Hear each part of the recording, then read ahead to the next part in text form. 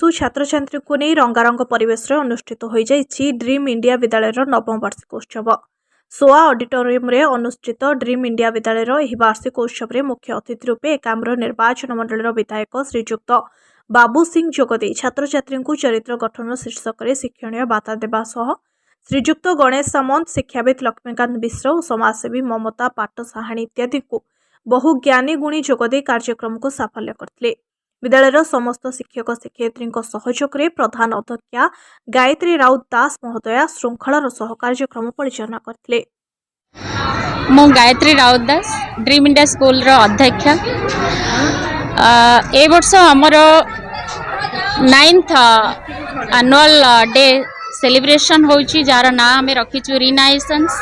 तार माने होची रिबिल्ड एंड गोटे ट्रांसफॉर्मेशन चेंजेस। कारण आम से हिसाब रे कमिटेड टू ग्रोथ हमर मतो हमर लक्ष्य होची कमिटेड टू ग्रोथ। आमर ये जो स्कूल ड्रीम इंडिया स्कूल आमे जो माने अफोर्डेबल श्रेणी रो आमे से मान को सुजोग दे थाउ इंग्लिश मीडियम सीबीएसई रे पाठ पढ़िया पई। आउ आजिर आमर ये जो एनुअल फंक्शन होची सेथिरे आमर अभिभावक माने भी जोग दौरान पिला माने जोग दौरान।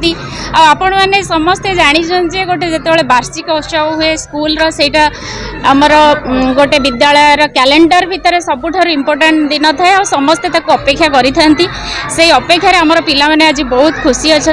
मु कहबी अभिभावक मान गोटे मेसेज देवी बड़ बड़ विद्यालय बाछिबा अपेक्षा गोटे भल गुरु बाछिया दरकार। मुझे गुरुतर सहित कहीपरि जे मोर जो टीम अच्छा जो शिक्षक टीम अच्छा से माने पिलार माने एकेडमिक नॉन एकेडमिक दीटा उपर गुरुत्व दियंती। एंड आमे गोटे अफोर्डेबल प्राइस रे पिला को सीबीएसई पैटर्न सीबीएसई पाठपढ़ा दौचु। एंड आमर विगत 5 वर्ष धरी जो बोर्ड एग्जाम है सीबीएसई बोर्ड एग्जाम बहुत भल है 100% पास रेट विथ 95% हाईएस्ट स्कोर भी करिसेंती। तेणु आमे भाबुछु आमे कहीं पिला माने एठिकी न आसबे स्वल्प खर्च रे जो माने चाहूचंती तांका पिलाटी इंग्लिश मीडियम रे पढ़ू। तेणु मु भाबुची dream India school is the best. आज ड्रीम इंडिया स्कूल गेस्ट भाव डाकिचंती तेणुक मुझर आतिथ्य को स्वीकार कर एठिकी आसी प्रतिष्ठाता आउ प्रिंसिपाल मैडम को मु धन्यवाद दौची जे कि एमाने निजर बहु कष्ट बलिदान दे स्कूल टा को आग को नहीं। तेणुक ड्रीम इंडिया स्वप्नटा जमीती माने गोटे भारतर स्वप्न ये स्कूल ना है ड्रीम इंडिया भारतर स्वप्न। तेणुक पिला मानू भी मु अनुरोध करी ये ड्रीम इंडिया स्वप्नटा को से माने साकार करंतु एवं आगामी दिन में ड्रीम इंडिया भुवनेश्वर रे जमीती एक बड़ विद्यालय ठिया हब एतिकी मु एमान पाखरु आशा और विश्वास रखुची। अभिभावक ड्रीम इंडिया स्कूल जमीती पाठ्यपुस्तक पढ़ा होउची ताहा मु सुनुची प्राय पब्लिक रे सुनुची बहुत उच्चकोटर पाठ पढ़ा होउची। तेणुक अभिभावक मानकु मु एतिक आह्वान करी ए ड्रीम इंडिया स्कूल रे अधिक रु अधिक पिला मुतयन करी एडमिशन करी पाठ पढ़ातु यार उज्जवल भविष्य पिला मानकर अछि। Everyone, I am Arpita Praras of class 10. I am Sadhina Priyadarshini of class 10 from Dream India School. Today our school is conducting its 9th annual day celebration. Every year we celebrate our annual day with great joy, and every year it's very successful, and we are very happy that our school is conducting a program in an auditorium, which is like a great deal for us. And we are very happy, and we will thank our teachers, our principal ma'am for guiding us and giving us support to organize this program. Of class 10 of Dream India School.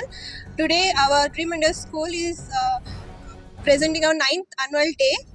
It's encouraging young students, and it's a huge opportunity to us to show our talents, and we are very happy to celebrate our 9th annual day. Thank you. Everyone, I am Arpita Praras of class 10. I am Sadhina Priyadarshini of class 10 from Dream India School. Today, our school is conducting its 9th annual day celebration. Every year, we celebrate our annual day with great joy, and every year it's very successful. And we are very happy that our school is conducting a program in an auditorium, which is like a great deal for us.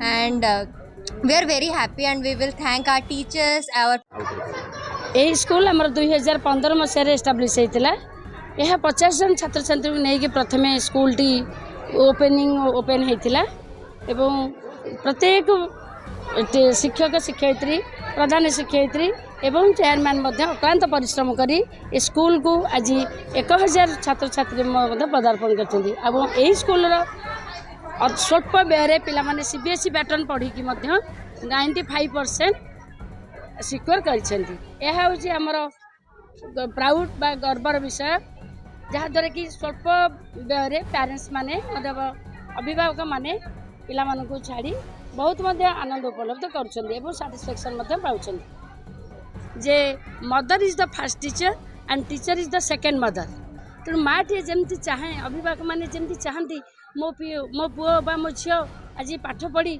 भविष्य गोटे भल देशर नागरिक हो प्रत्येक teacher गुरुंकर यही नीति बा नैतिकता शिक्षा रहे पिला प्रति तुम्हें उत्तम चरित्र गठन कर तुम्हें काली भविष्य तुम्हें प्रत्येक व्यक्तिगत भाव में गोटे स्वप्नर भारत भली गढ़ एवं तुम्हें माने तुम भीतर अंतर्निहित गुणावली को प्रकाश कर तुम्हें चाह राजनीति हुआ अभिनेता हुआ किंबा कौन सी गोटे देशर मुख्य भविष्य गढ़ यही प्रत्येक गुरु चाहिए छात्र छात्री मान पाखे आशा पोषण कर ब्यूरो रिपोर्ट आर वॉइस।